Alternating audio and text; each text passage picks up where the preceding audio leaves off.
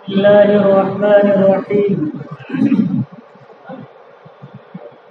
الحمد لله رب العالمين، والصلاة والسلام على سيد الأنبياء والمرسلين محمد وآله وأصحابه أجمعين. أما بعد، عن عائشة رضي الله تعالى عنها قالت: قال رسول الله صلى الله عليه وسلم: الدواغين ثلاثة: ديوان لا يغفر الله، الإشراك بالله، يقول الله عز وجل: إن الله لا يغفر أن يشرك به، وديوان لا يتركه الله، ظلم العباد فيما بينهم حتى يقتص بعضهم من بعض، وديوان لا يعمر به الله،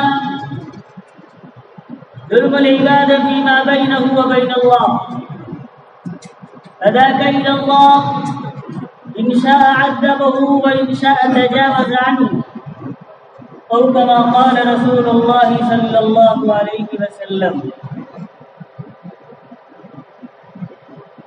میرے محترم بزرگوں اور دوستوں اور عزیز اسلامی اور دینی بھائیوں، مشکات شریف صفحہ 435 کی ایک روایت تلاوت کی گئی ہے، جس میں رسول اکرم صلی اللہ علیہ وسلم فرماتے ہیں کہ قیامت کے دن انسانوں کے نام اعمال جب ان کے ہاتھوں میں دے دیے جائیں گے، اگر ان اعمال ناموں کو دیکھا جائے تو اعمال کے اعتبار سے ان اعمال نامہ کی 3 قسمیں بنتی ہیں. اسی کو رسول اکرم صلی اللہ علیہ وسلم نے فرمایا: الدواوین ثلاثۃ، اعمال نامے 3 طرح کے ہوں گے. پہلا اعمال نامہ کیا ہے؟ دیوان لا یغفر اللہ. ایک ایسا اعمال نامہ ہوگا جس کے اندر ایسے اعمال ہوں گے کہ اللہ رب العزت انہیں کبھی بھی معاف نہیں کرے گا. وہ عمل کیا ہے؟ الاشراک باللہ، اللہ کے ساتھ کسی کو شریک کرنا، چاہے اللہ کی ذات میں کسی کو شریک کیا جائے، چاہے اللہ کی صفات میں کسی کو شریک کیا جائے، چاہے اللہ کے افعال میں کسی کو شریک کیا جائے، چاہے اللہ کی قدرت میں کسی کو شریک کیا جائے. اگر کوئی بندہ اللہ کے ساتھ کسی کو شریک کرتا ہے تو ان اللہ لا یغفر ان یشرک بہ، شرک ایک ایسا گناہ ہے، قرآن میں اللہ نے صاف فرما دیا کہ شرک کو اللہ تعالیٰ کبھی بھی معاف نہیں کرے گا. اعمال نامہ کی دوسری قسم رسول اکرم صلی اللہ علیہ وسلم فرماتے ہیں: دیوان لا یترکہ اللہ. ایک ایسا نامہ اعمال ہوگا جس کے اندر ایسے اعمال ہوں گے کہ اللہ رب العزت انہیں چھوڑے گا ہی نہیں جب تک کہ ان کا حساب و کتاب نہ ہو جائے. وہ عمل کیا ہے؟ ظلم العباد فیما بینہم، لوگوں کا آپس میں ایک دوسرے کے اوپر ظلم کرنا ہے. یہ ظلم ایک ایسا جرم ہے کہ اللہ تعالیٰ کہتا ہے کہ جرم کرنے والے کو قیامت کے دن، ظلم کرنے والے کو قیامت کے دن میں چھوڑوں گا نہیں، حتیٰ یقتص بعضهم من بعض، یہاں تک کہ مظلوم ظالم سے اپنا بدلہ نہ لے لے. ظلم عربی زبان میں کہتے ہیں وضع الشیء فی غیر محلہ، کسی چیز کو بے محل استعمال کرنا، بے جگہ استعمال کرنا ظلم کہلاتا ہے. پھر یہ لفظ عام ناانصافی اور زیادتی کے لیے استعمال کیا جانے لگا، چاہے وہ ظلم، چاہے وہ زیادتی کسی کے حقوق کو پامال کر کے کی گئی ہو، کسی کی زمین کو ہڑپ کر کے زیادتی کی گئی ہو، کسی کے مال کو دبا کر زیادتی کی گئی ہو، کسی کو گالی گلوچ دے کر زیادتی کی گئی ہو، زبان سے تکلیف پہنچائی گئی ہو، ہاتھ سے تھپڑ مار کر تکلیف پہنچائی گئی ہو، کسی کے اوپر بہتان تراشی کر کے بھی تکلیف پہنچائی گئی ہو، یہ ساری کی ساری چیزیں ظلم کے اندر آتی ہیں۔ رسول اکرم صلی اللہ علیہ وسلم نے فرمایا اگر ظالم نے ظلم کیا ہے تو اللہ تعالیٰ قیامت میں ظالم کو چھوڑے گا نہیں، حتی یقتص بعض من بعض، یہاں تک کہ مظلوم ظالم سے بدلہ نہ لے لے۔ قیامت کے دن بدلہ لینے کا طریقہ کیا ہوگا؟ کس طریقے سے مظلوم ظالم سے بدلہ لے گا؟ ابو ہریرہ رضی اللہ تعالی عنہ کی روایت ہے، وہ فرماتے ہیں کہ رسول اکرم صلی اللہ علیہ وسلم نے فرمایا من كانت له مظلمة لأخيه من عرضه أو شيء فليتحلله قبل أن لا يكون درهم ولا دینار۔ اگر کسی نے کسی کے ساتھ ظلم کیا ہے، چاہے اس کی عزت کو پامال کر کے کیا ہو، آبرو ریزی کر کے کیا ہو، یا کسی اور طریقے سے ظلم کیا ہو، اس کے مال کو دبا لیا ہو، زمین پہ ناجائز قبضہ کر رکھا ہو، زبان سے زیادتی کی ہو، کسی بھی طریقے سے اگر کسی کے اوپر ظلم کیا ہے تو رسول اکرم صلی اللہ علیہ وسلم فرماتے ہیں فَلْيَتَحَلَّلْهُ الْيَوْمَ، آج اس کا تصفیہ کر لو، ابھی موقع ہے، زندگی ہے، جس کے ساتھ تم نے ظلم کیا ہے اس کے پاس جاؤ، اگر تم نے اس کا کوئی مال لیا ہے تو مال اسے واپس کر دو، اگر تم نے اس کو تکلیف پہنچائی ہے تو اس کی خدمت پہ جاؤ، معافی طلبی کرو، ابھی آج موقع ہے، ورنہ ایک دن وہ بھی آنے والا ہے قبل ان لا یکون درہم ولا متاع، ایک دن ایسا آئے گا قیامت کا دن، دنیا میں تو انسان بڑے سے بڑا ظالم رشوت دے کر گھوس دے کر اپنے آپ کو بچا لیتا ہے، لیکن قیامت کے دن نہ روپے کا سکہ چلے گا، نہ درہم چلے گا، نہ دینار چلے گا۔ پھر اللہ رب العزت اس دن مظلوم کو کیسے بدلہ دلائے گا؟ رسول اکرم صلی اللہ علیہ وسلم نے فرمایا کہ مظلوم کو بدلہ اللہ رب العزت طریقے سے دلائے گا کہ اگر ظالم کے پاس نیکیاں ہوں گی تو ظالم کی نیکیاں لے کر مظلوم کو دے دی جائیں گی، اور اگر ظالم کی نیکیاں ختم ہو گئی تو پھر مظلوم کی برائیاں لے کر ظالم کے اوپر ڈال دی جائیں گی۔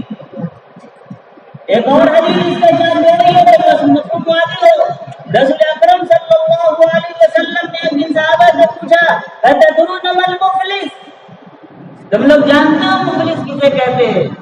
تو صحابہ نے کہا المفلس فینا من لا درہم ولا متاع لہ، ہمارے درمیان ہم میں تو مفلس اسے کہا جاتا ہے جس کے پاس نہ درہم ہو، نہ دینار ہو، نہ مال و اسباب ہو، نہ ساز و سامان ہو، ہم لوگ تو اسے مفلس کہتے ہیں۔ رسول اکرم صلی اللہ علیہ وسلم نے فرمایا سنو میں بتاتا ہوں مفلس قیامت کے دن کون ہوگا، یأتی بصیام وصلاۃ وزکاۃ، قیامت کے دن مفلس وہ ہوگا جب وہ قیامت کے دن اللہ رب العزت کی بارگاہ میں آئے گا تو اسے نمازیں بھی بہت ساری پڑھی رکھی ہوں گی، اس کے پاس فرض نمازیں بھی ہوں گی، نفل نمازیں بھی ہوں گی، اور قسم کے ساتھ روزے بھی رکھا ہوگا، زکاتیں بھی ادا کی ہوں گی، لیکن آگے رسول اکرم صلی اللہ علیہ وسلم نے فرمایا ان سب کے ساتھ قد شتم ھذا وقذف ھذا واكل مال ھذا وسفك دم ھذا وضرب ھذا، ان سب کے ساتھ یہ جرائم بھی کر رکھے ہوں گے۔ وہ جرم کیا ہے؟ رسول اکرم صلی اللہ علیہ وسلم فرماتے ہیں ان عبادات کے ساتھ کسی کو گالی دیا ہوگا، کسی کو برا بھلا کہا ہوگا، قدم ہذا، کسی کے اوپر بہتان زنی کی ہوگی، کسی کے اوپر الزام لگایا ہوگا، کسی کے اوپر تہمت لگائی ہوگی۔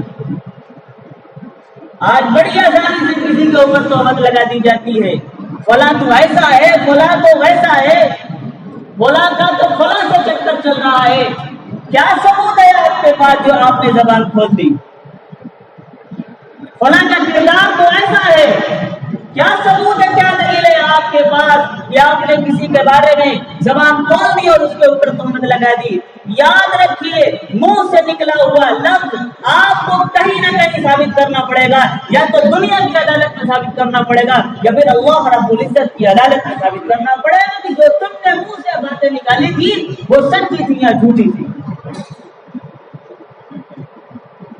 رسول اکرم صلی اللہ علیہ وسلم نے فرمایا، کسی کو گالی دی ہوگی، کسی کے اوپر تہمت لگائی ہوگی، وَأَكَلَ مَالَ هَذَا، کسی کا ناجائز ناحق مال کھایا ہوگا، دبا کے رکھا ہوگا، کسی کا مال لے لیا تو دینے کی توفیق نہیں ہوتی، کسی کا مال ہڑپ کر کے بیٹھے ہیں، ایسا معلوم ہوتا ہے کہ قبر میں جانا ہی نہیں ہے، کسی کی زمین کو غصب کر کے ایسے بیٹھے جیسے معلوم ہوتا ہے کہ رسول اکرم صلی اللہ علیہ وسلم کا وہ فرمان یاد نہیں کہ جس نے ایک بارش کے برابر اگر کسی کی زمین ہڑپ لی تو قیامت کے دن اس کی زمین کو اس کے گلے کا توق بنا کے ڈال دیا جائے گا۔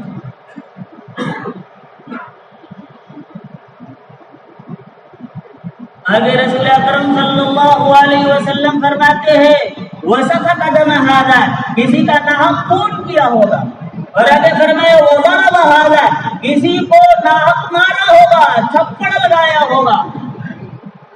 ایک انسان کے ساتھ جو آئے گا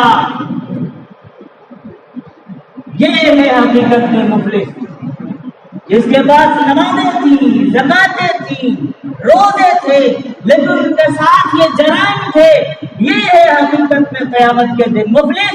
اس کے ساتھ کیا کیا جائے گا؟ رسول اکرم صلی اللہ علیہ وسلم فرماتے ہیں، وَيُؤْتَى هَذَا مِنْ حَسَنَاتِهِ وَهَذَا مِنْ حَسَنَاتِهِ، جس کو تھپڑ مارا ہے، جس کا خون بہایا ہے، جس کے اوپر تہمت لگائی ہے، جس کو گالی گلوچ کیا ہے، اس کو اس کی نیکیوں میں سے دیا جائے گا۔ آگے آپ صلی اللہ علیہ وسلم فرماتے ہیں، اگر ان سب حقوق والوں کو حق دینے کے بعد اگر اس کے پاس نیکیاں بچ گئی تو خیر، فَإِنْ فَنِيَتْ حَسَنَاتُهُ، اگر لوگوں کے حقوق دینے سے پہلے اس کی نیکیاں ختم ہو گئی تو پھر کیا کیا جائے گا؟ رسول اکرم صلی اللہ علیہ وسلم نے فرمایا، پھر مظلوم کی برائیوں کو لیا جائے گا اور ظالم پہ سر ڈال دیا جائے گا۔ ثم طرحت علیہ، اب ظالم کے پاس جو نیکیاں تھی وہ تو ختم ہو گئی، اب اس کے پاس اپنی تو برائیاں تھیں، پلس مظلوم کی بھی برائیاں اس کے سر ہو گئی۔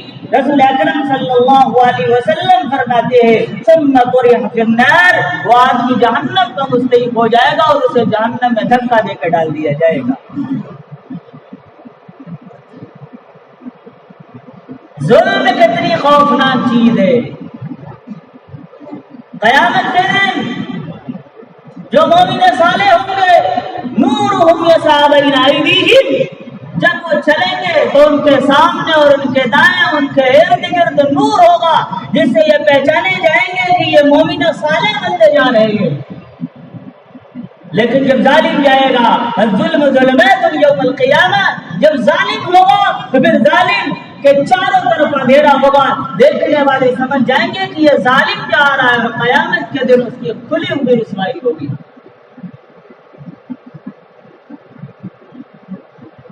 رسول اکرم صلی اللہ علیہ وسلم نے فرمایا، دو گناہ ایسے ہیں کہ اللہ رب العزت انہیں آخرت میں جو سزا دے گا وہ تو دے گا ہی، ان دو جرموں کی سزا اللہ رب العزت دنیا میں جلدی سے جلدی دیتا ہے۔ ان میں سے پہلا جرم ہے کسی کے ساتھ ظلم کرنا، دوسرا جرم ہے رشتہ داری کو توڑنا. یہ دو جرم ہے کہ اللہ رب العزت ان کی سزا دنیا میں ضرور دیتا ہے. اسی لیے رسول اکرم صلی اللہ علیہ وسلم نے فرمایا اتق دعوت المظلوم، مظلوم کی بد دعا سے بچو، فإنه يسأل الله حقه، کیونکہ مظلوم کی جب آہ نکلتی ہے، جب مظلوم فریاد کرتا ہے تو دراصل اللہ رب العزت سے اپنا حق مانگتا ہے. ان اللہ لا یمنع بحق الحق، اور اللہ رب العزت کسی حقدار کو اس کے حق سے محروم نہیں کرتا ہے. دوسری حدیث میں فرمایا معاذ بن جبل رضی اللہ تعالی عنہ کو جب یمن کا گورنر بنا کر بھیجا تھا تو اس وقت آپ صلی اللہ علیہ وسلم نے کہا تھا تمہیں گورنر بنا کے بھیجا جا رہا ہے اتق دعوت المظلوم فإنه ليس بينه وبين الله حجاب، مظلوم کی بد دعا سے بچنا، کیونکہ مظلوم کی بد دعا اور اللہ رب العزت کے درمیان کوئی پردہ نہیں ہوتا ہے. وہ سیدھے اللہ رب العزت کی بارگاہ میں پہنچتی ہے اور اللہ رب العزت مظلوم کی بد دعا کو ضرور قبول کرتا ہے. مظلوم کی آہ اور بددعا کو قبول کرنے میں مسلمان ہونے کی کوئی شرط نہیں ہے. مظلوم ایک طبقہ ہے، چاہے وہ مسلم ہو چاہے غیر مسلم، اگر وہ مظلوم ہے اور اس کے دل سے آہ نکلی ہے تو اللہ رب العزت اس کی ضرور مدد کرے گا. مسند احمد کی روایت ہے کہ رسول اکرم صلی اللہ علیہ وسلم نے فرمایا لا ينصرن المظلوم ولو كان كافرا، میں مظلوم کی ضرور مدد کروں گا اگرچہ وہ کافر ہی کیوں نہ ہو. ظالم گندانا کر رہا ہے، ایک بھائی دوسرے بھائی کے اوپر ظلم کرتا جا رہا ہے. ایک پڑوسی جو طاقتور ہے دوسرے پڑوسی کو مظلوم بنایا جا رہا ہے. ایسا لگتا ہے اسے رب کی بارگاہ میں پیش ہونے کا خوف نہیں، ایسا لگتا ہے کہ اللہ کے عذاب کا اسے ڈر نہیں، وہ جو چاہتا ہے کرتا جا رہا ہے. یاد رکھیے اللہ غافل نہیں ہے. لا تحسبن اللہ غافل عما يعمل الظالمون، ظالم جو ظلم کر رہے ہیں اللہ رب العزت ان کے ظلم سے غافل نہیں، اللہ سب کچھ دیکھ رہا ہے. اللہ مظلوم کو بھی دیکھ رہا ہے، اس کی سسکیاں بھی سن رہا ہے، اس کے ٹپکتے ہوئے آنسو بھی دیکھ رہا ہے، اس کے دل سے نکلی ہوئی آہیں بھی سن رہا ہے، اور ظالم کا دندناتا ہوا ہاتھ اور پاؤں بھی دیکھ رہا ہے. اللہ پکڑے گا اور دنیا میں پکڑے گا، کوئی بچ کر نہیں نکل سکتا. حضرت قیس بن حازم رحمۃ اللہ علیہ فرماتے ہیں کہ میں بازار میں جا رہا تھا، میں نے دیکھا حضرت سعد بن ابی وقاص رضی اللہ تعالی عنہ بازار میں تشریف لائے. دیکھا ایک آدمی اونٹنی کے اوپر سوار ہے اور انتہائی ناگوار اور نازیبا الفاظ زبان سے نکال رہا ہے. تو سعد بن ابی وقاص رضی اللہ تعالی عنہ مجمع چیرتے ہوئے اس شخص کے پاس گئے تو دیکھا کہ یہ سیدنا علی رضی اللہ تعالی عنہ کے بارے میں بد کلامی کر رہا ہے، دریدہ دہنی کر رہا ہے، گستاخی کر رہا ہے. تو حضرت سعد بن ابی وقاص رضی اللہ تعالی عنہ نے کہا تم کس ذات کے بارے میں بد کلامی کر رہے ہو؟ ذرا سوچو، کیا بچوں میں سب سے پہلے مسلمان ہونے والے حضرت علی رضی اللہ تعالی عنہ نہیں ہیں؟ کیا رسول اکرم صلی اللہ علیہ وسلم کے ساتھ پہلی نماز پڑھنے والے حضرت علی رضی اللہ تعالی عنہ نہیں ہیں؟ کیا رسول اکرم صلی اللہ علیہ وسلم کے داماد حضرت علی رضی اللہ تعالی عنہ نہیں ہیں؟ کیا آپ نے سب سے محبوب بیٹی حضرت علی رضی اللہ تعالی عنہ کے نکاح میں نہیں دیا؟ کیا جواب میں رسول اکرم صلی اللہ علیہ وسلم نے حضرت علی کو علم بردار نہیں بنایا؟ تم ایسے شخص کے بارے میں، ایسی ذات کے بارے میں دریدہ دہنی کر رہے ہو، ہوش میں آ جاؤ. حضرت سعد بن ابی وقاص رضی اللہ تعالی عنہ تیار ہو گئے اور دعا کرنے لگے اللہم ان ھذا قد شتم ولیا من اولیائک، اے پروردگار عالم اس شخص نے آپ کے ولیوں میں سے ایک ولی کو برا بلا کہا ہے، گستاخی کی ہے. اس مجمع کے علیحدہ ہونے سے پہلے اپنی قدرت دکھا دی.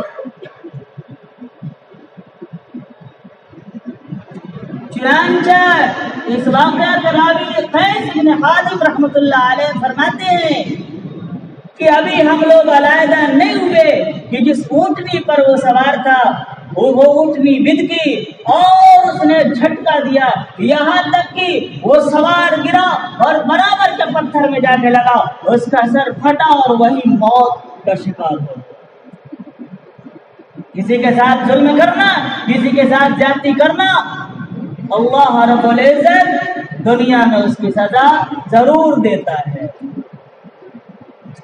رسول اکرم صلی اللہ علیہ وسلم نے قرآن و حدیث میں کھول کے صاف طور پہ فرما دیا ہے کہ ظالم کا کوئی چھٹکارا نہیں ہے۔ اللہ رب العزت جو آخرت میں سزا دے گا وہ تو دے گا ہی، دنیا میں بھی اللہ رب العزت اسے سبق سکھانے کے لیے سزا دے گا، دوسروں کو عبرت حاصل کرنے کے لیے سزا دے گا۔ اللہ رب العزت مجھے اور آپ کو کہنے سننے سے زیادہ عمل کرنے کی توفیق عطا فرمائے۔ وآخر دعوانا الحمد للہ رب العالمین۔